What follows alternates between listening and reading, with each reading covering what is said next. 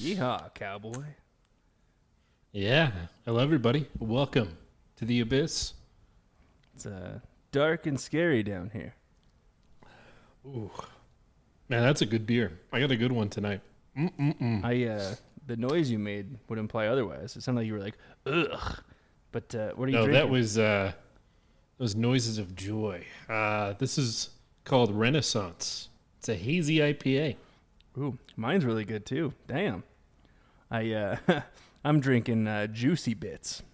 It's a hazy India Pale Ale from Weldworks Brewing Company. Oh, it's really good. Damn. Yeah, dude. Juicy Beats are good. Juicy Beats? Juicy Beats. Juicy Beats. Yeah. It's a hazy India Pale Ale. It's really good. What's the brewery on yours? Mother Earth Brew. Oh, Mother Company. Earth is good. I like Mother Earth.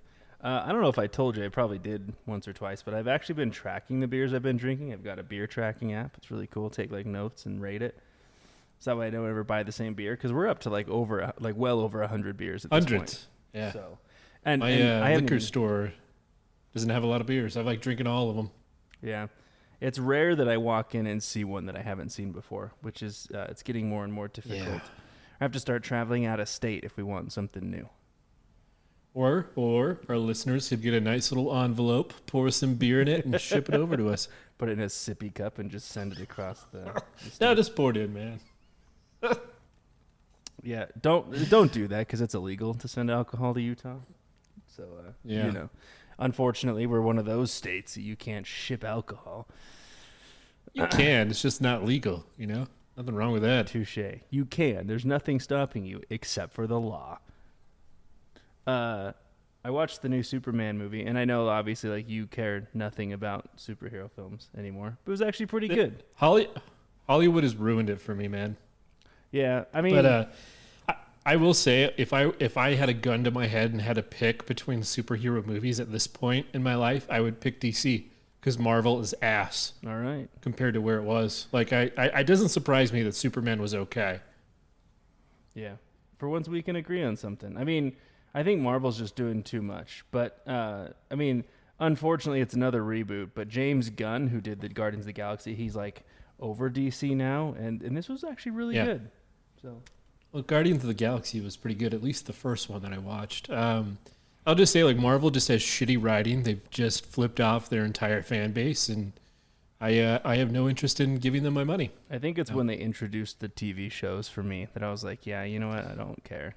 To be honest. I feel like their quality has gone downhill. I remember I used to watch their films. I'd be like, oh my God, this is such high quality. And then you have She-Hulk twerking. I'm like, I'm out. Again, a TV show, I'm telling you. But there's a new movie coming out, not horror, horror film. It's called Weapons. It looks really good, man. I'm really excited. It's the same writers as Barbarian, so I know it's going to be good.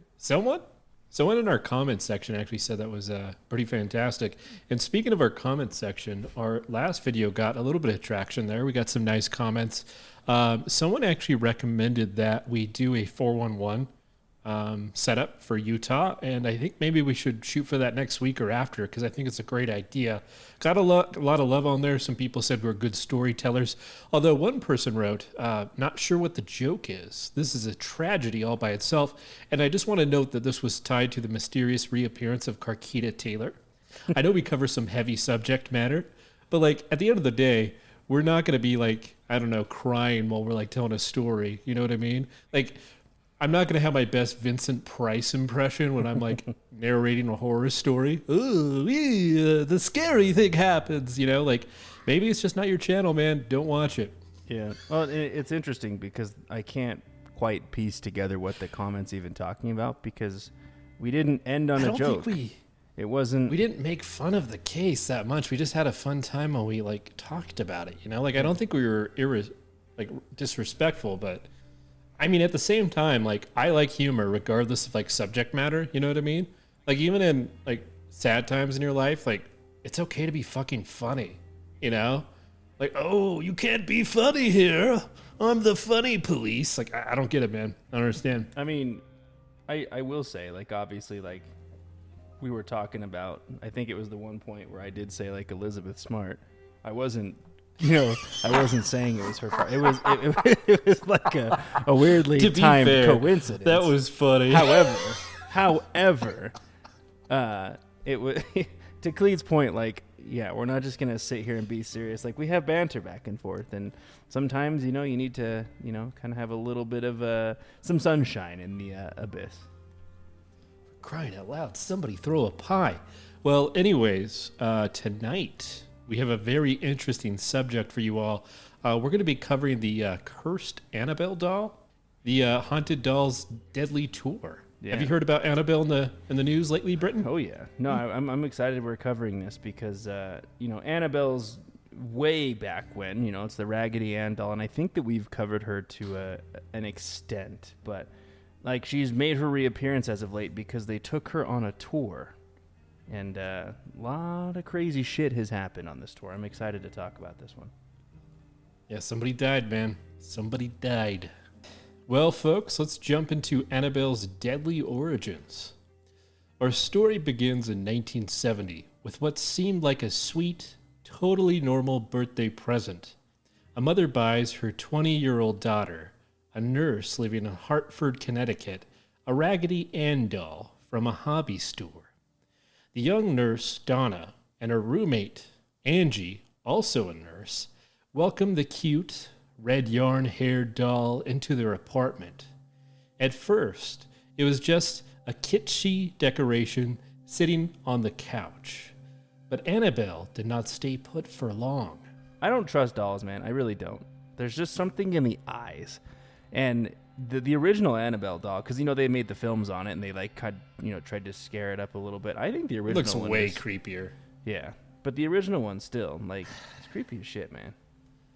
I don't know if it's as creepy, but, to each their own. Soon, the women noticed something was very off with this doll. Donna would sit Annabelle neatly on her bed, only to find the doll in a different position or even in a different room. Moments later, at first, they suspected each other of pranking, or maybe a sneaky intruder. But then, the truly chilling clues appeared. They began discovering scraps of old parchment paper around the apartment with childlike handwriting scrawled on them, pleading, "Help me, help us." This was bizarre because neither nurse owned any parchment paper. Where on earth was Annabelle getting her stationery? The haunted Hobby Lobby? Yeah, and the fact that they don't have any kids, especially. Yeah. A little weird. The women were understandably freaked out. They even thought an actual person might be breaking in and leaving these notes as a twisted joke.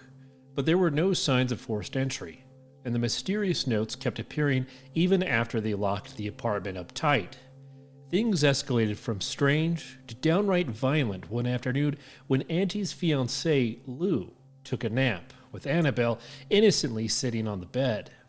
He woke up in a panic, feeling like invisible hands were strangling him, and the doll was staring at him from the foot of the bed. Lou, who was certain that he was being choked, that he literally felt burning on his skin. When he came to, he was gasping for air, and Annabelle just sat there in her usual floppy pose like nothing happened. Her floppy pose. I love that. Yeah, that's it's when never you... good floppy. I mean, it's somewhat useful floppy. That's when you take the doll outside, run it through a wood chipper, put the bits into a fire, light it on fire, you have a shot of whiskey, and you say, "Adios, motherfucker." Then you move on with your life. It's all done. It's not even a problem. That's it. In fact, it was a good memory. A good memory. Yeah. We all got Jack Daniels. We all got trashed over Annabelle's remains. Fuck yeah. Take that, demons. Donna and Angie decided it was time to call for backup. They contacted a psychic medium to figure out what was attached to this doll. At a seance, the medium claimed the spirit of a 7-year-old girl named Annabelle Higgins was inhabiting the Raggedy Anne doll. The story went that Annabelle Higgins had lived on the property long before, and she died there at age 7. The spirit supposedly told the medium it just wanted to be loved and asked permission to stay with the doll. So, Britton, what would you do? What would you do there? I already told you what I do. You start with the wood chipper. You start with the fire. You bust out the booze. But I don't know. Like, it's just reminding me of the movies because this is like following suit with the movies they made. But if someone's like, hey, this doll you bought, it's got this spirit of a 7-year-old girl in there. She just wants to be loved. She just wants to be held. And I'm like, well, maybe if she just stopped leaving creepy shit all over the place and stopped trying to strangle me, we might get along better. But she's being a little bit of a bitch. Maybe if you stop strangling people. If you stop trying to kill people, I wouldn't kick you the fuck out. I'll strangle you back. Anyways, Donna and Angie, being big-hearted and perhaps a bit naive, said, "Sure, little ghost girl, you can move into the doll." I know, terrible idea, but they truly thought they were helping a lost child spirit find comfort. Instead, they basically clicked allow and a demon pop up. Like one of those internet pop-ups. Clicked allow. Got a virus in their computer. You've got a virus. You've got a haunted 7-year-old girl doll. Have fun. You got strangled. Annabelle's activity immediately escalated from cute to carnage. Lou, the fiancé, got attacked again. He later reported a deep claw scratch on his chest after a particularly terrifying encounter with the doll. This was no innocent 7-year-old spirit at work. It dawned on the roommates that something evil was now linked to Annabelle, something that had lied about being a little girl. Yeah, man, I don't know. I'm not jiving with this, but at the same time, I just don't see that happening, right? Like, I don't see myself getting a doll and being like, oh, it's fucking possessed. I mean, we played with goddamn Ouija boards at the Clown Motel and got goddamn nothing. And this person's like, here's a doll. Yeah. Now you're haunted. Because we didn't get demonic malware, buddy. We didn't click accept. We're like, nope. Virus blocked. No ghosts. In desperation, Donna and Angie turned to a well-known paranormal investigators, Ed and Lorraine Warren, for help. Enter our famous demonologists. When the Warrens came in 1971, they quickly concluded that Annabelle wasn't haunted by a child at all. It was an inhuman demonic entity trolling the girls. The Warrens performed a blessing and an exorcism on the apartment and removed the doll from Donna's home. Thankfully, that no one had been killed by it yet. The Warrens took Annabelle back to their occult museum in Monroe, Connecticut, a room filled with all the cursed items they collected over their career. Ed built a special glass and wood case for Annabelle, inscribing it with prayers. They explicitly warned, never ever open this case. Annabelle was like a volatile prisoner that needed permanent solitary confinement. And that's where the doll remained for decades. Eyes innocent, staring out behind the glass. Hands placed demurely in her lap, as if butter wouldn't melt in her little fabric mouth. I mean, look, if demonologists came to my house and were like, look, it's not a 7-year-old girl, it's actually a demon who is pretty goddamn dangerous, I suggest you get rid of it. I'd be like, I fucking told you. Tried to burn the bitch. Wood chipper. Yeah. I bought this wood chipper on wholesale for Father's Day. Let's fucking use it. Yeah. Now, even locked in her case, Annabelle didn't lose her thirst for chaos. Over the years, several terrifying incidents were linked to Annabelle's presence, as the Warrens often recounted. Here are a few of the greatest hits of Annabelle's cursed career. The greatest hits. Annabelle's greatest hits. Let's jump in. The priest's fatal mistake. A priest who visited the Warrens' home made a mistake of mocking Annabelle. As Lorraine Warren tells it, on his drive back, the priest saw the doll's face in his rear view mirror, and suddenly his brakes failed. He crashed head-on. Tragically, the priest did not survive the wreck. Annabelle literally scared a man to death for disrespecting her. Talk about road rage from beyond the grave. You disrespect me, I take out your fucking brakes, buddy. The Warrens' wild ride. Ed and Lorraine themselves felt Annabelle's wrath on the day they took her home. Ed avoided the interstate on the drive. He had a feeling the doll wasn't a fan of 60 miles per hour. But even on the back roads, the car stalled and swerved repeatedly. Ed later said it felt like some unseen force was wrenching at the steering and cutting the brakes. He He had to pull over and douse Annabelle with holy water to get the car under control for the rest of the trip. Imagine having to give a doll an impromptu baptism just so you don't die in a fiery crash. The power of Christ compels you. Yeah, I always carry holy water for that reason. Death of the museum. Perhaps the most infamous tale, a young man and his girlfriend visited the Warrens Occult Museum in the 1970s.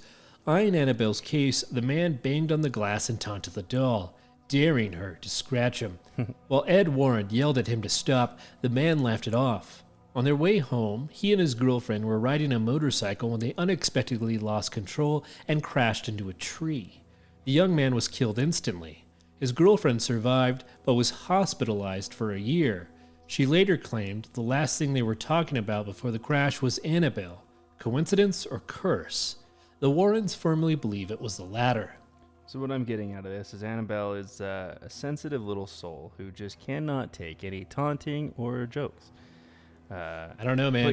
She sounds like a schizophrenic psycho. Yeah. All right, puddle of mud, huh? I don't know. I don't know what the joke is here, but I think we're being a little too sarcastic. I think you need to tone it down. We need to be more sad. Oh, God, I'm so sad. Gaining a little bit. So sad for them. Getting a little too much humor out of this. It's a fucking possessed doll, man. Get your shit together. If they were still there, I'd be like, I'm going to give you a nice, warm, hug. The Warrens would agree. According to Lorraine, positively do not open that case. The warning sign of Annabelle's enclosure was there for a reason. By the 1980s, Annabelle's nasty reputation was cemented in the paranormal community. She was even blamed for a fatal motorcycle accident and other near misses, as we just recapped, convincing many that this Raggedy Anne doll was truly cursed. Decades later, Annabelle became a pop culture icon of evil. Horror movies took major creative liberties, turning her into a creepy porcelain doll for the Conjuring universe, which, pretty good. I enjoyed it. Nonetheless, the films amplified the legend. By the 2010s, thousands of fans would have loved to meet the real Annabelle from a safe distance, of course, but they couldn't because of Warren's Occult Museum in Connecticut closed to the public in 2019. Zoning issues, apparently. Annabelle was in lockdown quarantine until New England Society of Psychic Research decided it was time for the doll to hit the road. Let's put it this way, Cleet. If you were handed a doll case, right, that said positively do not open, I know the answer. Are you going to bust it open first thing when you get home? It's like that Family Guy skit where it's like he's looking on the plane at the do not open this door. He opens it and just goes out the window. Yeah, I don't know. I think that you specifically, because you like to troll people, would be like, oh yeah, positively not open, positively watch me, motherfucker. Crack that thing open, you're like dancing with the doll, and then you die on a motorcycle the next day. Yeah, what could go wrong, Funny you say that, Britton, because that brings us to 2025, the year Annabelle went on tour, and people literally started dying. And with that, my part is over, and I'm going to kick it over to you, Britton. Let's talk about the Annabelle tour, maybe I should say the Doll's Deadly Tour of 2025. Annabelle's hitting the road, folks, and what can you expect from this grisly tour? Well, I'll tell you. So this is where the cursed road trip kicks off. In early 2025, the New England Society for Psychic Research, or better known as the NESPR, announced something that made the internet collectively spit out its coffee. The infamous Annabelle doll would be going on a national tour, ominously dubbed the Devil's on the Run Tour, across the United States. The idea, according to NESPR, was actually inspired by Ed and Lorraine Warren's original plans. They claimed that the Warrens always wanted to give people who couldn't travel to Connecticut a chance to see their haunted artifacts up close.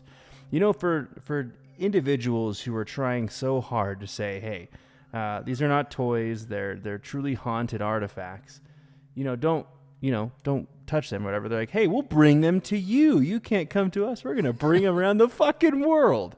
Just seems kind of interesting to me, And what better way than a traveling road show of nightmares? Annabelle would be the star attraction, taken to various cities and displayed at special paranormal events. I gotta say, nothing says family fun more than Psycho Killer, little child toy. ba, ba, ba, ba, ba, ba. It's like, load up, kids. I got 4 tickets to go see the Annabelle doll. It's going to be a hell of a weekend. It's like, hey, Britton, I just opened up a life insurance policy for you recently. Do you mind just opening that case and just shaking that doll? Sure. Shake it off. Shake it off. Let me sign the paperwork. You want to go in my will too while you're at it? Let's do it. Clearly, Horror 101 was not a prerequisite for any SPR. They scheduled Annabelle to appear at several notoriously haunted locations around the country. The first stop was the Old West Virginia State Penitentiary in Moundsville, a gothic, abandoned prison famous for its executions and ghost sightings. Imagine a ghost-infested prison, and then throw Annabelle into the mix. What the fuck could possibly happen? Surprisingly, at that first event in early summer 25, not much went wrong on site. One NESPR member even reported that when Annabelle was inside the penitentiary, it was eerily calm, like all the other ghosts were scared into silence. Maybe Annabelle was asserting dominance as the scariest entity in the room. It's like Jaws 2. It's like Jaws, but bigger Jaws. They all ran away, man. The shark left. I'm out. Annabelle just like pisses in a corner. This is my property now. I'm the alpha. Punch the biggest prisoner in there. Ghost prisoner. Exactly. Ghosts that don't know what hit them. However, any sense of security didn't last. As the tour continued, so did the weirdness. Annabelle's next big appearance was in New Orleans, the city practically bubbling over with paranormal lore. Voodoo queens, haunted mansions, you fucking name it. She was displayed as part of a Ghost City Tours event in the French Quarter. Shortly after Annabelle's New Orleans stop, something terrifying happened roughly 80 miles upriver. Nottoway Plantation, a grand historic mansion in Louisiana, caught fire and suffered extensive damage. This was around May of 25, and social media immediately lit up with jokes and jabs blaming Annabelle for the blaze. The timing was just too rich. A famously haunted doll comes to town, and days later a notoriously cursed plantation house burns? Is that a coincidence? Plenty of folks online tongue-in-cheek said, Annabelle did it! In fact, the Ghost City Tours organizers had to put out a statement along the lines of, no, Annabelle did not burn down the plantation. At least we hope not. They acknowledged the funny rumors, but assured everybody that a doll with no matches probably wasn't committing arson. Probably. Yeah. That sounds really ridiculous. I mean, like, what do you...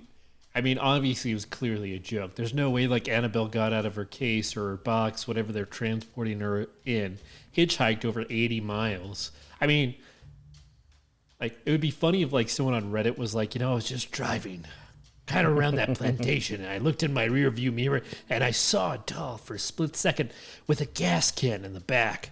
And then I looked back, and she was gone. She hopped on that tricycle, and she fucked off quicker than I could get a look. Damn it.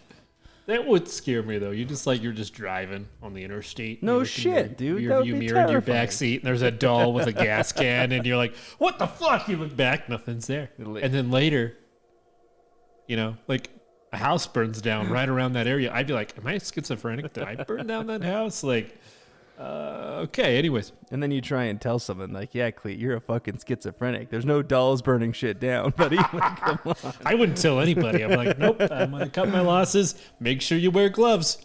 Yeah, that's fucking weird, and that's the last time I do acid. Anyway, the fire wasn't the only strange thing blamed on the doll's tour. Around the same time, an incident at a jail in New Orleans had people scratching their heads. 2 inmates managed a daring escape through a hole behind a toilet at the local prison. Yes, that really happened. Cue the memes and posts linking Annabelle's presence to the jailbreak, as if this doll was somehow the criminal mastermind helping inmates bust out. She's like, hey guys, I found this hole behind this toilet. Come on, let's go. I just burned down a plantation. We're getting the fuck out of here. Let's go. It was mostly joked about, but it added to Annabelle's growing mythos of mayhem during her journey. Everywhere she went, people were hyper alert for anything weird. Fires, accidents, freak occurrences. By the time the tour hit Texas in June, Annabelle's reputation as a bringer of chaos had skyrocketed. It's funny, like every state on the tour is like, no, you know what? You can stay the fuck away. We're canceling our stop. You just keep on going because we're good. Then came the rumor that really sent shivers down everybody's spine. In late June 25, after an event in San Antonio, a viral TikTok claimed that Annabelle had vanished while being transported to the next tour stop. According to the TikTok, the doll was en route to Chicago when she just disappeared without a trace. The idea of Annabelle on the loose, possibly wandering I-35 looking for new souls to choke, set off a frenzy of speculation. Was the doll stolen? Did she teleport out of her case? Or was it all a stunt? NESPR quickly jumped in to calm the storm. Ryan Buell of NESPR, yes, the same Ryan Buell from Paranormal State, posted a rebuttal on social media. He clarified that Annabelle was never actually scheduled to go to Chicago at that time, and she certainly didn't escape into the wild. In reality, after San Antonio, the doll was shipped straight back to the Warrens' home base in Connecticut for safekeeping. In other words, Annabelle was not AWOL. The viral disappearance was a false alarm, but it showed just how much people were on edge, almost expecting the worst from this tour. Yeah, I didn't have Runaway Demon Doll in my 2025 bingo card, but, this year is kind of being a little bit weird, Bingo cards for 25 are fucking insane, man. Fucking Well, insane. hang on, Britton. Let's pause. Let's not make jokes. We're not here to be funny. This is a tragedy. God, we gotta be fucking serious, man. But I Gotta be serious. But I had the baby oil on lockdown, buddy.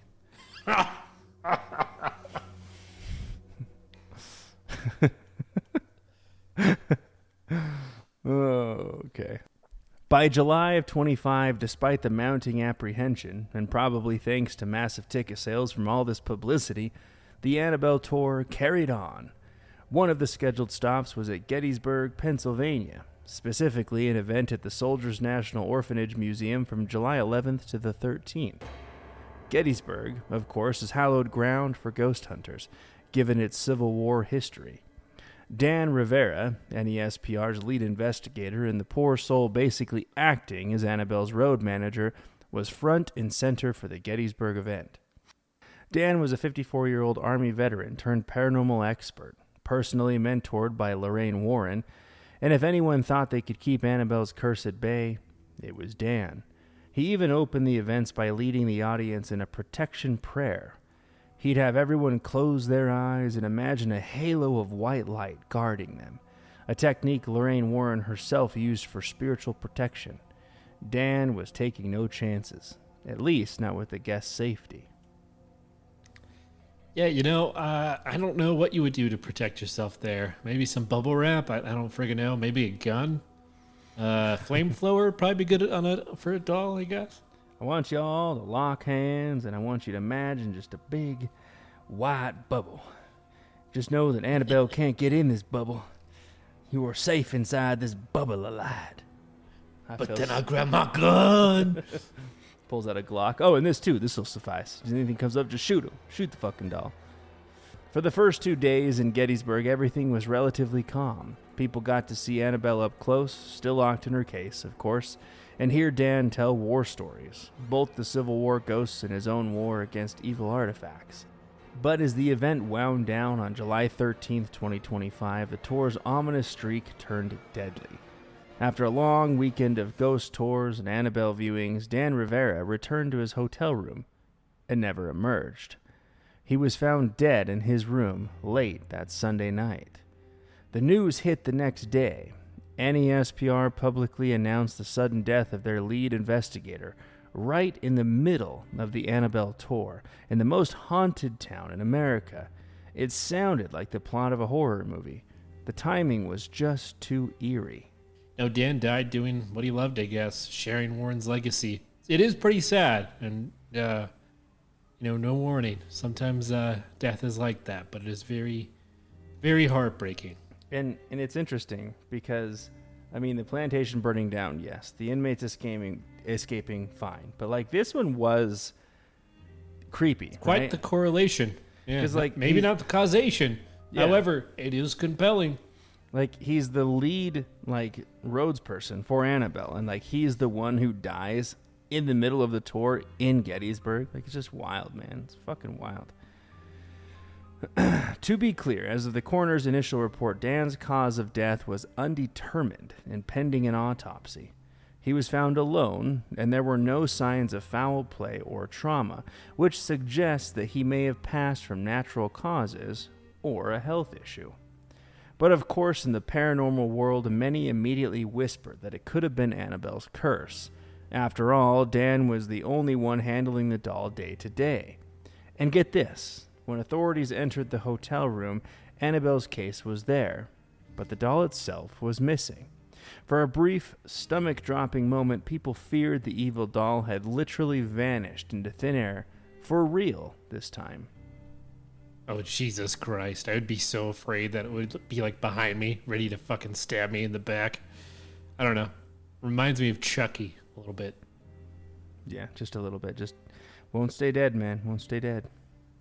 I'm gonna get you. I'm a ginger doll. A ginger doll. It is. It's a ginger doll. I mean, you're not wrong, you know. I'm a little ginger. I can say that.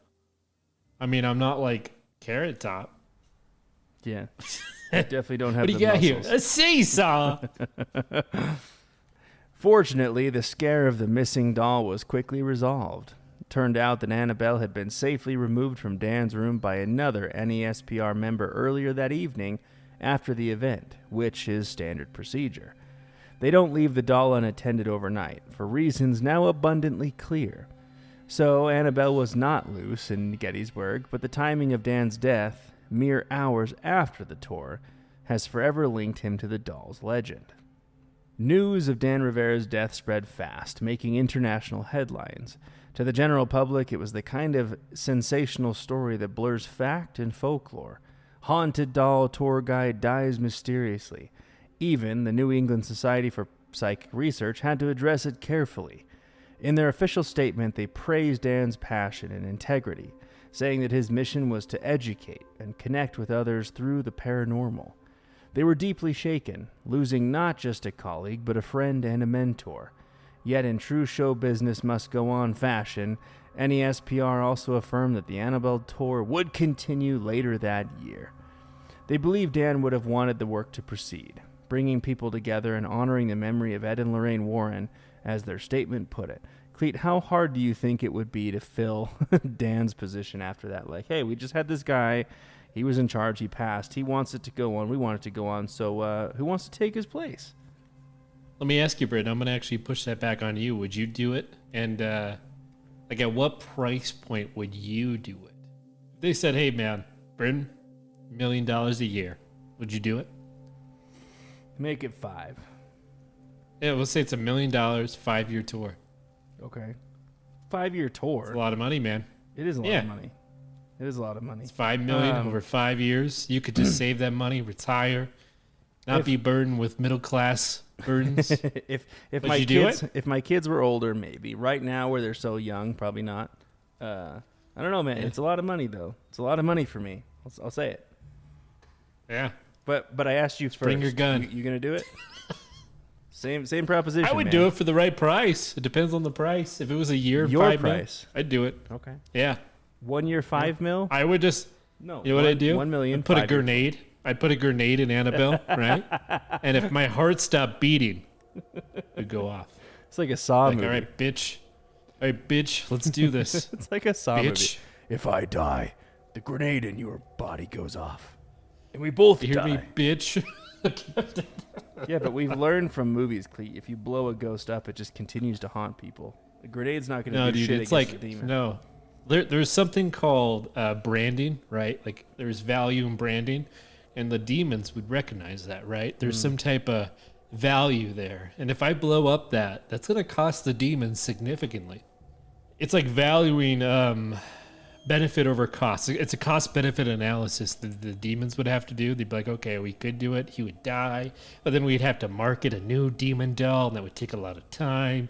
Like, should we kill him, or should we let him wait out his contract and kill the next guy? I think you've done a lot of research into this, but also, Cleet, like, You're talking about blowing up a doll. I need you to tighten it up, man. You're getting a little too crazy. You just serious it out a bit, okay? Calm down. My bad. I apologize. This is not a comedy show. It's not a comedy show. This is incredibly sad. I'm very sorry, audience. Fuck. Like, you're not on stage with a mic. Settle down.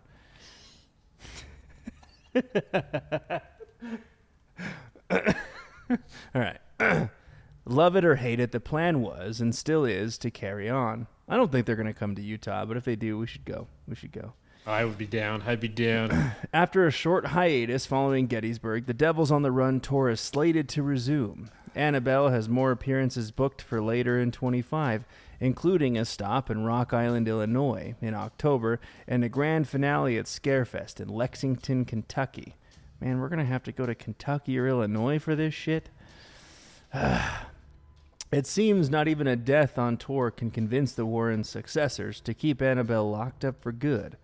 Some in the paranormal community have called for the tour to end, out of respect for Dan or fear for the doll's curse, while others are eagerly buying tickets for the fall events, perhaps now more convinced of Annabelle's power than ever. You know what? I'm just saying, keep it going, man. Let's keep this up. Let's see what keeps happening. Let's keep disrespecting this doll. Should we bring a petition to go to Salt Lake? If we sign a petition, will all you guys sign it? Will you guys do it? Just say, let Enter the Abyss get full access to that doll. They could bring it to the penitentiary, the penitentiary in Tooele. They could bring it there. Yeah. They could bring it to like anywhere on the Pioneer trails. You know, like we got a lot of ghost shit here. Hear me out, Britton. I have this fun game. It's called Catch. Have you heard of it? No, my dad didn't really play catch with me as a kid. Yeah, that explains a lot of things about you, man. Yeah, I know. I'm gonna get a carton of milk. I'll be back in 2 minutes flat. Never saw him again. Never again. I never met my dad, Britton. Oh, okay. Well, anyway. I was like, how is this going to tie in what we're talking about? Fuck! We fucked it up. But anyway, if you, dear listener, are thinking of seeing Annabelle in person, just remember those ground rules. Don't taunt the doll. Don't touch the doll. Definitely don't open the case. And maybe bring a nice apology note, just in case. And if you start feeling hands around your throat out of nowhere, well, what you're going to do is email entertheabysspod@gmail.com and tell us about it. Yeah, tell us about it. In all seriousness, the story of Annabelle's deadly tour leaves us with more questions than answers. Was Dan Rivera's death truly just bad luck, a tragic coincidence, or did decades of dark lore catch up to him? The rational part of me knows people can sadly pass away for mundane reasons, even in spooky circumstances. But another part of me can't help but wonder if that doll had one last evil trick up their sleeve.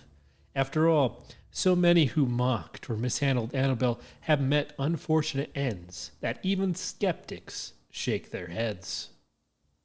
Annabelle's tour is a real-life horror story still unfolding. It proves one thing for sure. Our fascination with the paranormal and the power of belief is alive and well in 2025.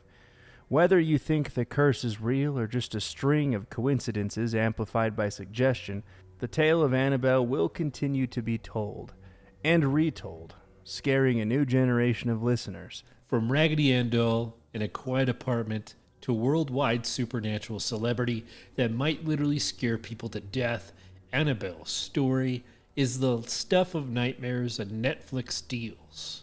Well, we'll keep you following her journey from a safe distance. And on that note, maybe lock your dolls in the closet tonight, just to be safe. All right. Well, that's it for this episode tonight. Let's go ahead and thank our subscribers, Britton. Let's jump over to there. All right, folks. Well, that's going to wrap us up for this evening. And as we want to thank you for going on this virtual spooky tour with Annabelle with us tonight. But as always, we want to give a huge shout out to our paid supporters of the show: Soylent Cleat, Cleat Feet, Lara, Mothman, Conklin Family, and Lou. The paid support of the show is tremendously helpful. And if you yourself would like to join these incredible people As a paid supporter of the show, click the link below. There's several tiers to choose from. Or if you just want to make a one-time donation to the beer fund, there's a link for that as well. If you're listening to us on YouTube, please like, share, and subscribe. Maybe leave a comment if you'd like. And as always, thank you for entering the abyss. Until next time.